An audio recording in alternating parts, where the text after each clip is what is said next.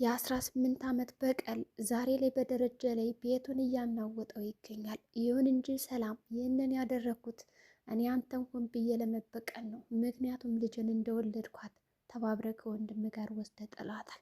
ነገር ግን እኔ ሰላም ለዘመናት ተሸክም እየቆየሁትን እያንዳንዱ ነገር አንተ ጭራሽ ብለህ እንግዲህ ከሚስትና ከልጆች ጋር ድል ያለ ህይወትን እየኖርክ እኔን ግን ይህን በደል ሳያንስህ የቤት ሰራተኝነት አድርጋ አስቀመጥከኝ አይደለም። ያ ሁሉ ግፍና በደል እንደዚህ በቀላሉ የሚያልቅ አልመሰለም አይደል? ስለዚህ እኔም ይህንን ልጅ ያረገዝኩት ከአንተ ለመበቀል ስል ነው። ምክንያቱም አንተ በወቅቱ በዛ ሰዓት ልጅን ወርውረህ እንኳን ጥለህ ምንም አይነት እንክብካቤ እያደረክልኝ አልነበረም። እርግጥ ነው ማርታ በጣም ጥሩ ሴት ነበረች። ምንም ነገር ስለማታውቅ የዋ ስለሆነች ከቤቱ አስጠግታኝ እየኖርኩና የእሷን ፍቅርና አመለካከት ስትሰጠኝም ነበረ። አንተ ግን ምን የሰጠኝ ነገር አለ? ደሞዜን ከየቆጠርከ ከመስጠት ውጭ ምንም ያደረክልኝ ድጋፍ የለም። ስለዚህ እስከ ዛሬ ድረስ ያላገባሁትም በአንተ ምክንያት ስለሆነ ልጅንም ቢሆን እንደዚህ ያሳጣኝ አንተ ስለሆንክ እጥፍ ድርፍ አድርጌ እበቀልሃለሁ። ይኸው ያረገዝኩት ልጅ አንተ ነው ብላ ሰላም ለደረጀ ነግረዋለች። ታዲያ ደረጀ ይህንን ነገር በሰማ ቁጥር ራሱን መቆጣጠር አቅቶት መኪና ላይ እንደነበረ የመኪና አደጋ ሊደርስበት ትንሽም ነበር የቀረው። ይሁን እንጂ እንደምንም ተንደፋድፎ ከመኪና ውስጥ ከወረደ በኋላ መኪና ውስጥ ሆኖ እየጮኸ እንዲሁም ደግሞ ወድቆ ራሱ እየተንፈራፈረ ይህ ነገርማ በጭራሽ ሊሆን አይችልም አላምንም እስከ ማለት እንዲሁም ደግሞ ከፍተኛ ስነልቦናዊ ተጽዕኖ አይምሮ በጣም ልቡን ነቶት ስብርብር ብሎ ያ ደረጀ ጀግና ነው፣ ጎበዝ ነው፣ ምንም ነገር አይሰብረውም፣ አይፈነክተውም የተባለ ዛሬ ላይ ግን በአንዲት ስህተት ምክንያትና በአንድ ቀን ሌሊት ብቻ ህይወቱን ምስቅልቅል አድርገዋለች። ደረጀ ይህንን መራራ እውነት ከሰማም በኋላ ወደ ቤቱ ለመመለስ እንኳን በሩም ሆነ መንገዱ ጠፍቶበት ሁሉም ነገር ፊቱ ጨለማ ሆኖበት የሚያይ ሁሉ ተስኖትም ነበረ።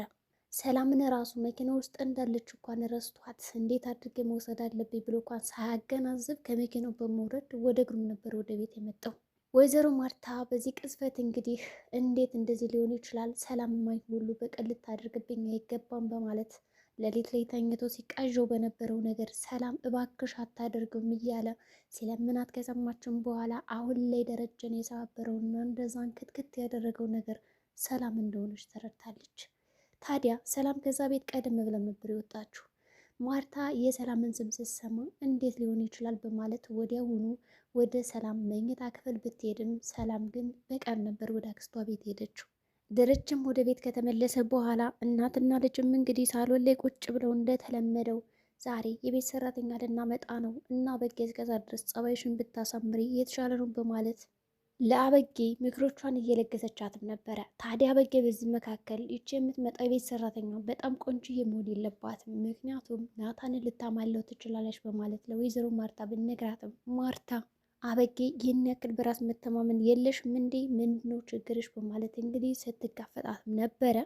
ታዲያ በዚህ ቅስፈት እንግዲህ እናትና ልጅ ቁጭ ብለው እየተመካከሩና እያወሩ እያለ ደረጀ እሳት ጎርሶ ወደ መኝታ ክፍሉ ሄዷል።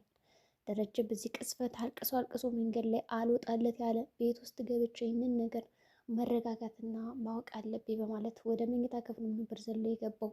ታዲያ መኝታ ክፍሉ ገብቶ እንኳን ማርታ እንደዛ ተጨንቆ አይተው ስለነበረ ደሬ ምን ሆንክብኝ አባቴ ወንድም እያለች ብታበብለውም ይህ ነገር ሊወጣለት አልቻለም። እንዴት ሊሆን ይችላል በማለት ትዳሬና ህይወቴ እሷ አናጋቸው አይደለም በአንዲት ሰራተኛ ምክንያት እንደዚህ ልበጥበጥ እኔ ደረጀ እያለ እንግዲህ ሄዶ ግድግዳ መደብደቡን አልተውም።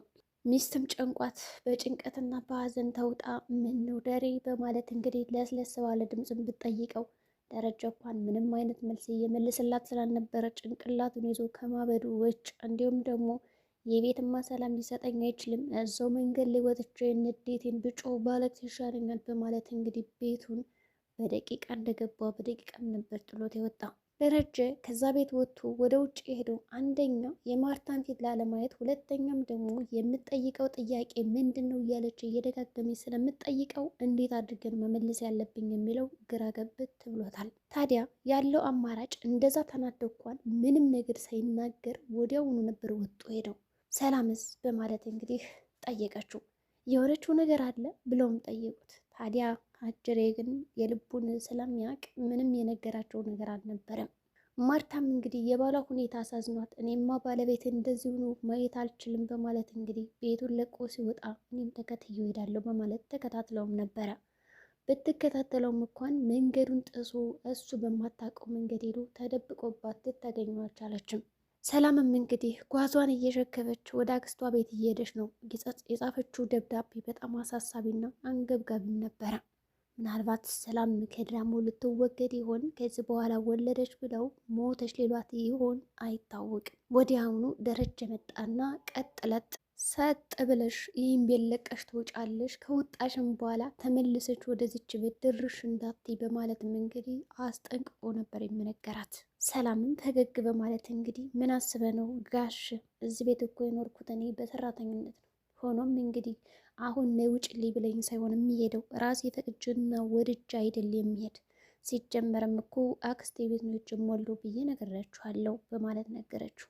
ይኸውልህ የልጅን ጉዳይ ማመን አለማመን የራሱ ጉዳይ ነው። ከወለድኩት በኋላ የዲኤንኤ ምርመራ አስመርምረህ ማየት ትችላለህ። እስከዛው ግን ይህ ልጅ ያንተ ነው በማለት ተነግረዋለች። ታዲያ በዚህ ቅጽበት እንግዲህ ደረጀ አንቺማ እኔን ለመበቀል አስበሽ ነው እንጂ ይህንንማ በጭራሽ አታደርገውም። ምን አይነት አረመኔና ጨካኝ ሰው ብትሆይ ነው ከማርታ ላይ እንደዛ አይነት ነገር የፈጸምሽባት?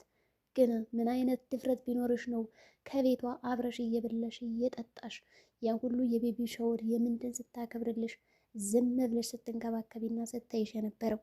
ምንም እንኳን እፍረት የሚባል ነገር የለም እንዴ? አይታይሽም እንዴ? በማለትም ጠይቋታል። ይኸውልህ ትሰማኛለህ? እነዚህ አሁን 2 ልጆች ያንተ ናቸው፣ ደግሞ ወራሾችም ናቸው እና አስብበት።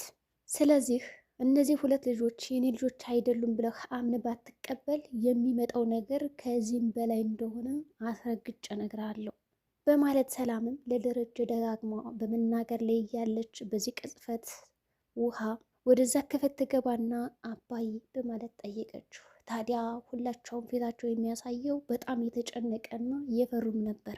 ሰላምም ግራ ግብት አላት። ውሃንም ልታናግራት አልፈለገችም። አንደኛ ሕፃን እንደመሆኗ፣ ሁለተኛ ምን እንደተባለችው እንኳን የገባትም አይመስልም። ስለዚህ ነይ ውጭልኝ ካላትም በኋላ ሰላምም ጓዟን ይዛ ወለቅ ብላ ነው ሄደችው። ታዲያ ደረጀ እነዚህን 2 ልጆች የኔ ናቸው ብሎ ካላመነ ሰላም ከዚህ በኋላ ምን የምታደርግ ይመስላችኋል? ወይዘሮ ማርታ አሁን ላይ ይቺ የሲሳይ ልጅ ናት ብላ የምታስባት የገንዛ ልጁ እንደሆነ ስታቅ ምን ትላለች? ከዛ በተጨማሪ ሌላ ሕፃን ልጅ መጣላት። ታዲያ ክብሬ ነው ሞገሴ ነው ብላ ስትጀንን ስትኮራበት የነበረው ባለቤቷ 2 ልጆችን ዱብ ሲያደርግላት ምን ይውጣት?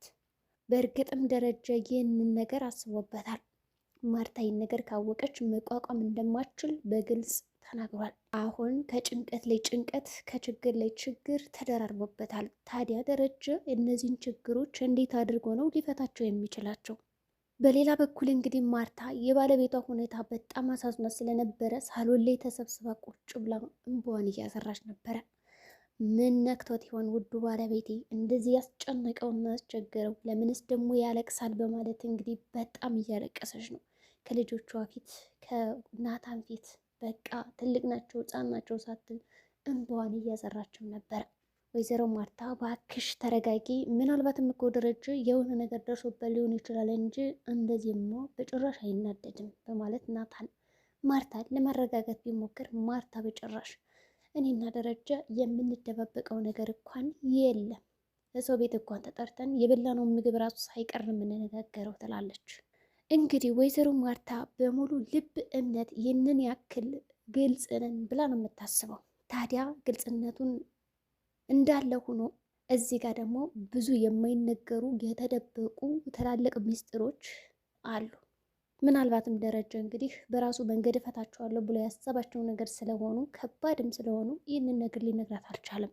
እና የሆነ ሆኖ በዚህም እንግዲህ አጅሬት ውሃ እያየቻት ስለነበረ እናቷ የምታደርገውን ለቅሶና እንቅስቃሴ በትኩረት እየተመለከተች ለማልቀስም ሆነ ለማዘን ስትጠበብ ስትቸገርም ነበር።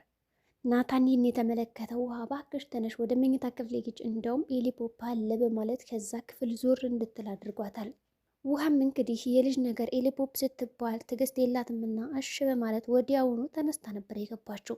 በሌላ በኩል ዳጣ አባቷን ለማረጋጋት ሞክራለች። አባዬ ምንድነው ይህን ያክል ያስጨነቀ ያስቸገረህ? በእኔ ምክንያት ከሆነ እዚህ ቤት እወጣለሁ ትለዋለች። ደረጀ አሁንም ቢሆን ምንም ትንፍሽ የሚለው ቃል የለም። ዝም በይ ዳጣ አላላትም።